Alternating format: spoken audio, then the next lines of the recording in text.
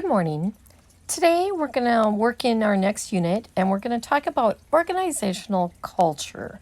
So what is organizational culture? Well, before we get into it, let's go through the unit objectives.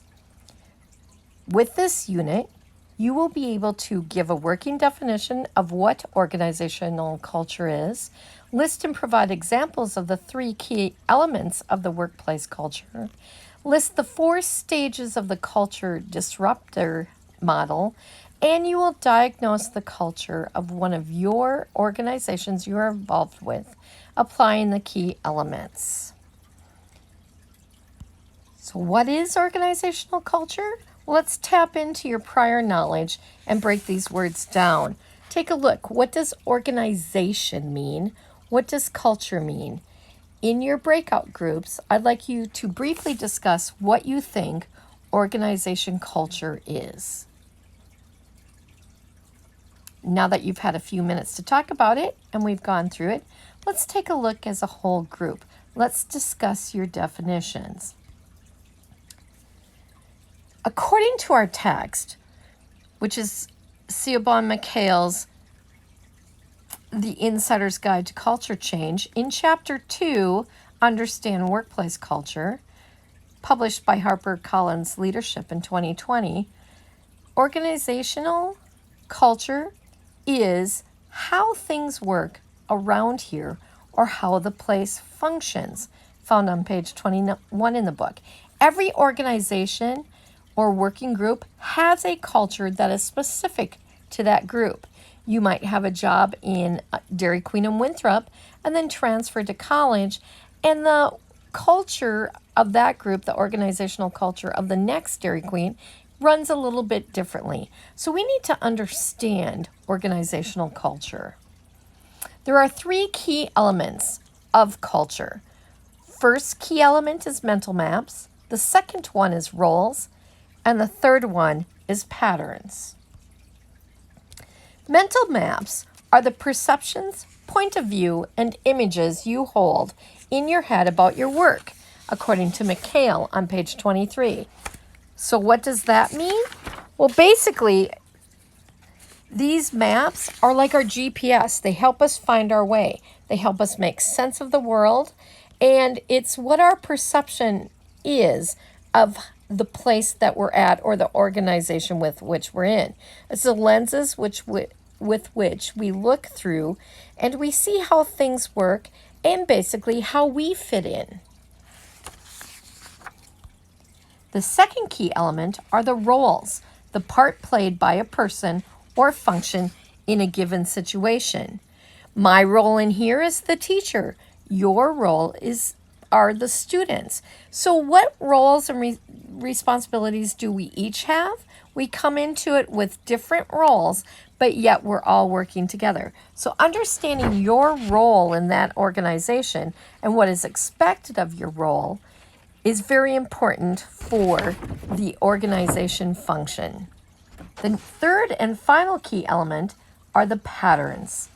Patterns are the often hidden agreements and co-created rules between the parts. Let's take someone who comes into the school for the first time, a new student. They're usually pretty quiet at first, and they kind of sit back and they take a look at how things are working here. When they are doing that, they're analyzing it and deciding what their role is going to be in the school.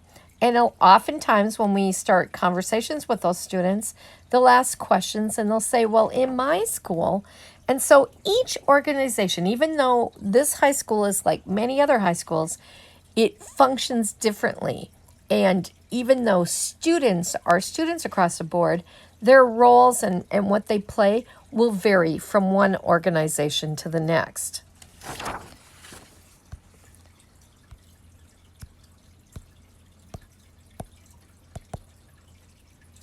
In our next slide, we're going to talk just briefly about positive versus negative culture. Let's take a look at the junior-senior high. Over the past 2 years, we've changed a lot. We were a 9 through 12th grade with 3 sites. Then we went to a 7-12 with still 3 sites with the middle school becoming just a 4, 5, 6 building. And now this year we have the 6th grade who has come over, and we're down to 2 buildings in 2 cities. So we're a 6 to 12 structure. How has the culture changed with the addition of younger grades in our high school? What are some of the negative aspects of this change? And what are some of the positive?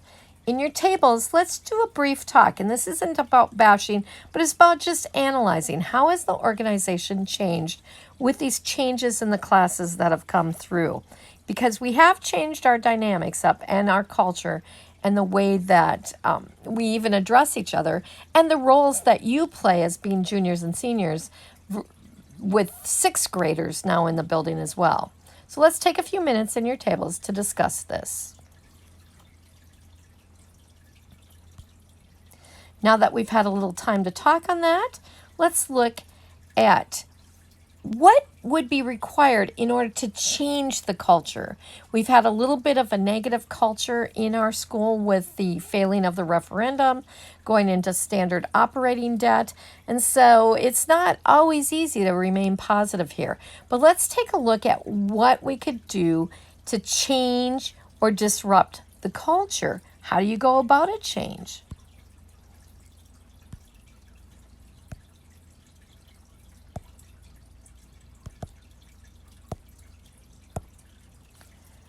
Culture disruptor model shows us from the bottom up, that the first step we need to do is diagnose what's going on in the organization. Next, we need to reframe it. Then we need to break old patterns. And finally, we need to consolidate into it. We're only going to look at the bottom step, the first step, as we analyze and look at organizations with which each of you are involved. But all of those steps in the culture disruptor model involve those mental maps, roles, and patterns. We have to understand those 3 key elements in order to understand how we can use the model for change in order to change old habits. The first step is to diagnose your organization. I would like each of you to think about an organization you are involved in. It could be work. It could be athletics, your sport you're involved in. It could be an activity, any variety, FFA, theater, SAD, whatever activity it is. And I would like you to pick one that you are involved in. And then I would like you to use the 3 key elements, mind maps, roles, and patterns, to do a diagnosis of your organization. What works well? What would you change if you could? And that will lead us to our first speech assignment. The speech assignment for this will be organizational diagnosis speech. The overview is that you're going to prepare an informative speech. You will select an organization, work, sports team, activity, FFA, 4-H, etc. You'll pick one, and you will use the 3 key elements of an organization to explain your organization to us. So you're going to prepare a speech about your organization, and you will include your mind map, your perceptions of going in, as well as others around you, your role, what other roles are involved in that organization, and patterns that you have observed. You will include a diagnosis of the health of the organization in your speech.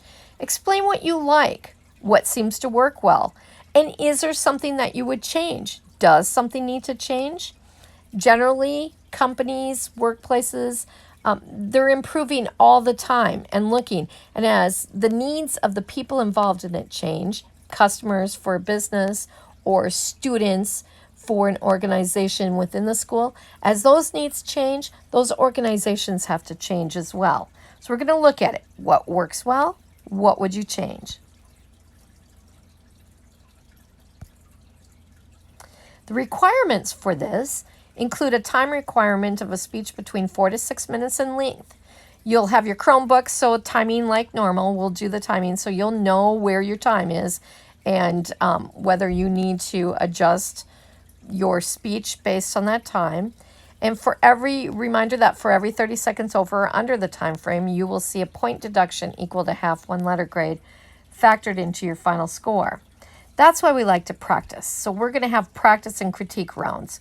Working with your critique group, you will present a practice speech in which your group will take notes on strengths, weaknesses, etc. Using the feedback from your group, you'll adjust your speech accordingly. In turn, you will listen to and provide feedback for each of the other members in your group as well. So as a team of 4 people, you'll work together to help each other out and create the best speech that you can. This is a good place to work out problems. Definitely I'm here to help. Definitely I'm here to work with you on it. But working in your table group for that is also a good strong point because it'll give you time. The more you practice, the more comfortable you will become in delivering your speech. So by the time you get up here to present the final draft of it, you'll be great. The other element that you need to include would be a visual aid with it. You need to incorporate at least one effective visual aid throughout the presentation. Could be a picture of people at work, some type of graph, even if you do a survey at your work to include in it, or media in some way, but it will be embedded into your speech and presented with it. I've included the evaluation rubric, and remember that it's a 0 to a 6 scale with basically your basic, your emerging, and your advanced. Just because you get a 3 on something doesn't mean that correlates directly to your grade. Remember, these are where are you at in this? Are your skills advanced in developing that intro in each area? And so looking through that, I really want you to focus on the left side of the evaluation sheet, especially for your practice run, especially in the introduction, body, and organization, and your conclusion.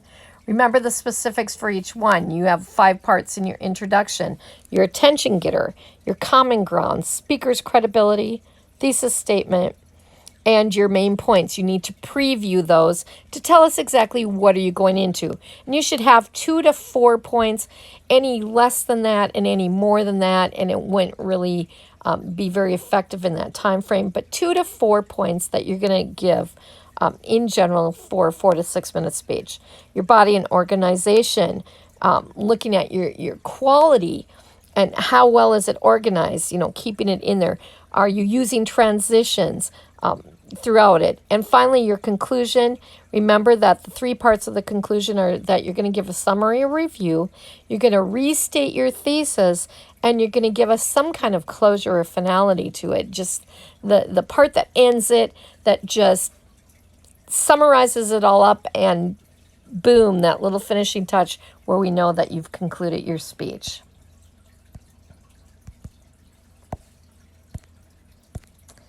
And the final step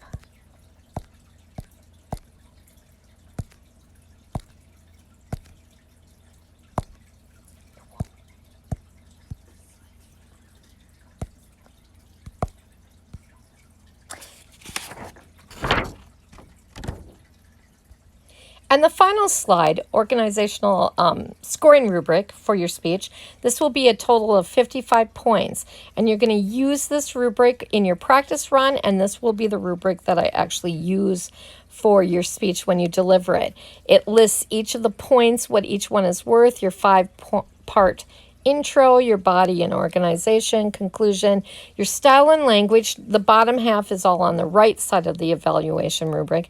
Your style, language, your delivery, your visual aid, and note cards. Reminder that you can only have 2 or less note cards. That 1 note card is for your speech with a skeletal outline of it on it of 35 words or less.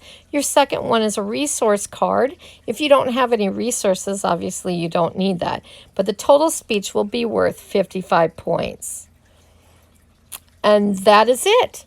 Just a reminder of the 3 keys are the mind mapping, the roles, and the patterns.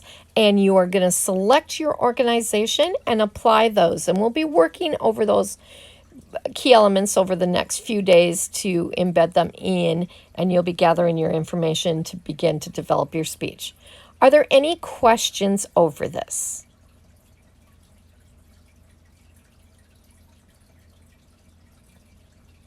Please let me know, and we'll continue working on this throughout the week.